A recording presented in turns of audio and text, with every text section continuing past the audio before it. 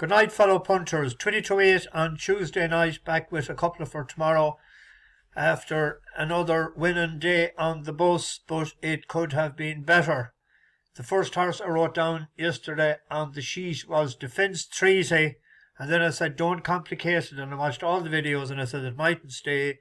Why would I have doubted Nigel Twiston Davis? And I went with young Winston, and different tactics this time. This time they went out in front, they had the pace, and he absolutely bolted up at a grand price. And I was thinking during the day, yeah, the same when he was out to 7-1, but then there was late money for it into 9-2, which was a pity that I hadn't left it as I had done yesterday, because Lifetime Legend hosed up, and it was always comfortable, I thought, and it drifted out. I was watching it actually on the phone because I got to the school at 2:45 for that race. The kids don't come out till 3 o'clock. And went out to 9-2, 5-1 in running.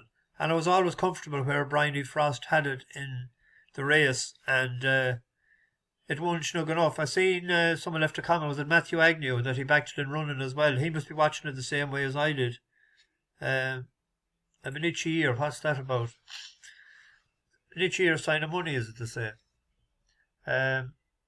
Anyway, Bryony done the business. It's so important to get the right jockey in races like that, typical with or similar to the guy yesterday, young Millman. I found it desperate hard to get a couple of for tomorrow, and one I had picked out is a non-runner, but we might stick in a sub. I thought in the 2 o'clock, it's on the go, and I don't often go to Lingfield, but Beauzon, this was a year ago, 6 furlongs, same distance as tomorrow, and it was off 75. It's back towards the back of the pack. Terrific speed from Lord Gorgeous to show. Antiphon Resilience still second and third. Angle Land driven along. So too is My Bonnie Lassie and also Nordic Glory. They're followed from Beauzon. Never mind Little Prayer. Needs a massive one from there. And the back marker is American Kestrel. They now turn into the home straight. Up front, Lord Gorgeous, Resilience, Antiphon just with his head to one side slightly. Here comes Beauzon down the outside with a real power pack finish. Red and white colours. And Beauzon and Resilience now go on. And Beauzon quickly puts this to bed. Terrific display after an awkward sort of start. Beauzon goes on to beat Resilience. Good turn of foot to win it, and a fairly decent time. It was 1:11 and change. That was a year ago, 1:75. It's hadn't ran again in Lingfield until second last run of 67. I thought it was a bit unlucky. The gap closes coming up the straight. We'll watch it here. Similar tactics coming from the back. Likes the surface though, has a good turn of foot. Past halfway, Bez's Lad and Pablo Del Pueblo on the outside of 1 and 2.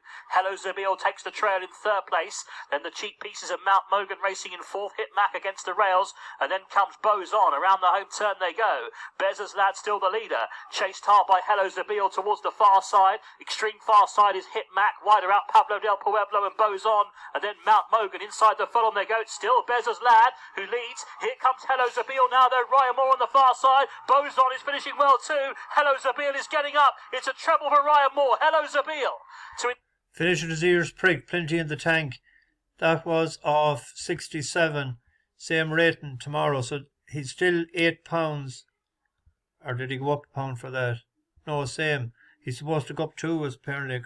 But with Daniel Muscat drawn in 7, draws okay. That's the only, or the one I could find tomorrow. I thought it had a fairly good chance. And there was another one here as well. It's a favourite, but we could win 2 win bets and a double. This is Concetto from a yard that's going very well. 5 of 17 in the last 14 days. That's nearly 30%. It ran in 2 point-to-pints. 4th and 2nd. And then 3 novice hurdles. 100 to 1, 100 to 1, and 9 to 1. It was pulled up when it was 9 to 1. Got a rating of 100. And it was I can't understand it got to be 100 because it was beaten 64 lengths 26 and pulled up. Got a rating of 100. But it was gambled on the last day.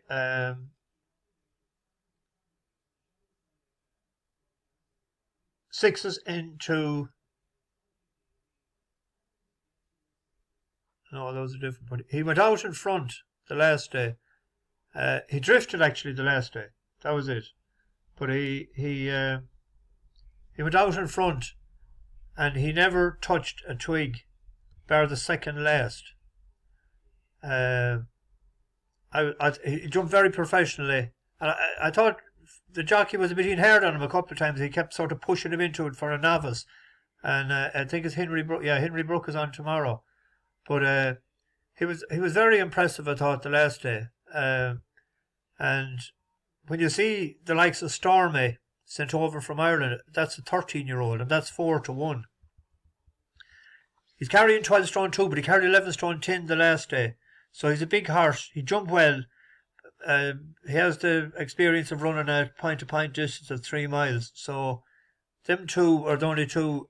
I couldn't get anything in the 4 to 5 bracket, to 1 bracket.